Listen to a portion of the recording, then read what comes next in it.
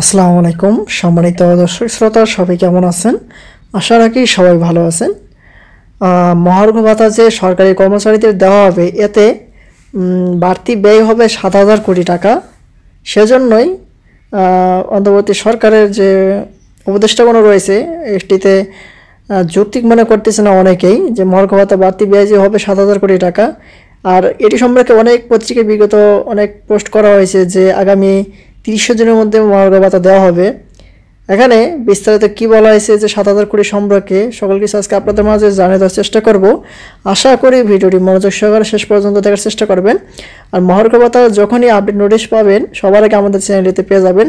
তাই দেরি না করে আমাদের চ্যানেলটিতে নতুন হয়ে থাকে অবশ্যই চ্যানেলটি সাবস্ক্রাইব করে পাশে থাকা বেল আইকনটি অন করে রাখবেন। দেখি মহার্ঘ ভাতার এখানে ৭,০০০ কোটি টাকা সম্পর্কে বাড়তি ব্যয়। সরকারি কর্মকর্তা কর্মচারীদের গ্রেড অনুযায়ী 2 ভাগে ভাগ করে মহার্ঘ ভাতা দিতে পারে সরকার। 14.5 লাখ সরকারি চাকরিজীবীকে মূল বেতনের সর্বনিম্ন 10% থেকে সর্বোচ্চ 20% হারে মহার্ঘ ভাতা দেওয়ার পরিকল্পনা রয়েছে। এর জন্য 1 বছরে সরকারের বাড়তি খরচ হবে অন্তত 7,000 কোটি টাকা। এখানে সরকারি কর্মচারীদের বেতন যদি বাড়ানো হয়, মহার্ঘ ভাতা দেওয়া হয়, তাহলে বাড়তি খরচ হবে বছরে 7,000 কোটি টাকা, যেটা বর্তমান পরিস্থিতিতে অর্থনৈতিক দৃষ্টিকোণ থেকে এই বাড়তি ব্যয় যৌক্তিক নয় বলে মনে করছেন অর্থনীতিবিদরা।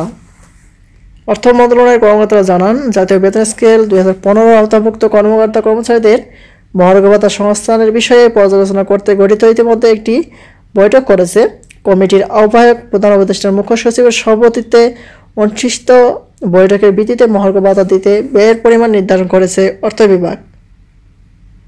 এক্ষেত্রে সব কর্মকর্তা কর্মচারীকে 20% হারে মহার্ঘ ভাতা দেওয়া হলে অর্থ বছরে বাড়তি খরচ হবে প্রায় 8,500 কোটি টাকা। এখানে সব কর্মকর্তাকে দিতে গেলে 20% হারে যদি দেওয়া হয় তাহলে 8,500 কোটি টাকা খরচ হবে এখানে বাড়তি ব্যয়। এখানে বাড়তি ব্যয়ের কথাই বলা হয়েছে, আর এখানে যৌক্তিক বলে মনে করা হচ্ছে না এ বিষয়ে বলা হয়েছে। কিন্তু এখনও অনেক আন্দোলন হচ্ছে মহার্ঘ ভাতা নিয়ে, খুব সম্ভবত এটি কার্যকর হবে। কোনো প্রজ্ঞাপন জারি হওয়া মাত্রই আমাদের চ্যানেলটিতে সবার আগে নোটিশ পেয়ে যাবেন। তাই আজকের মতো এই পর্যন্ত সবাই ভালো থাকবেন। আমাদের চ্যানেলটিতে নতুন হয়ে থাকলে অবশ্যই চ্যানেলটি সাবস্ক্রাইব করে রাখবেন। ধন্যবাদ সবাইকে। আসসালামু আলাইকুম।